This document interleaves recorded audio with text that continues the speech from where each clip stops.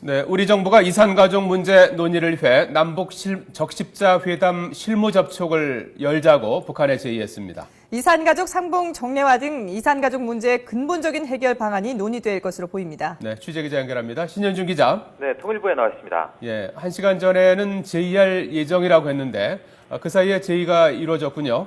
네, 그렇습니다. 우리 정부가 북한에 적십자 회담 실무 접촉을 북측에 제안했습니다. 보통 이런 제의는 판문점 연락 채널을 통해서 전통문을 보내는 방식으로 이루어지는데요.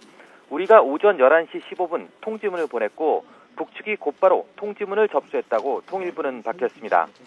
실무 접촉 제안 날짜는 오는 12일, 그러니까 일주일 뒤인 다음 주 수요일이고요. 장소는 판문점 우리 측 지역인 평화의 집입니다. 이번 제안은 고령의 이산가족들이 하루라도 빨리 이산의 한을 풀 수 있도록 이산가족 상봉을 정례하자는 박근혜 대통령의 3.1절 기념사 후속 조치 차원에서 이뤄진 것입니다.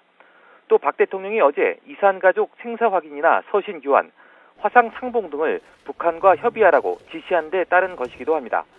이와 관련해 통일부는 그동안 이산가족 문제를 고위급 접촉에서 다뤄야 할지 아니면 적십자 실무 접촉에서 다뤄야 할지를 두고 관계부처와 협의를 해왔습니다. 하지만 이산가족 문제는 순수한 인도적 차원의 문제인 만큼 적십자 실무 접촉에서 협의하는 것이 적절한 것으로 판단했다고 통일부는 설명했습니다. 또 중요한 것은 만남의 격이나 형식이 아니라 실질적으로 인도적 문제를 해결하는 것이라고 강조했습니다. 북한이 적십자 실무 접촉 제안을 받아들일까요? 어떻게 보고 있습니까? 네, 우리 정부는 이산가족 상봉이 끝나면 적십자 실무 접촉과 고위급 접촉을 다시 열기로 북한과 이미 합의한 만큼 북한이 제의를 받아들일 것으로 보고 있습니다. 또 북측이 남측의 이산가족의 아픔과 고통을 고려해서 우리 측 제의를 조속히 호응해 오기를 기대한다고 덧붙였습니다. 하지만 전문가들의 의견은 조금 다른데요.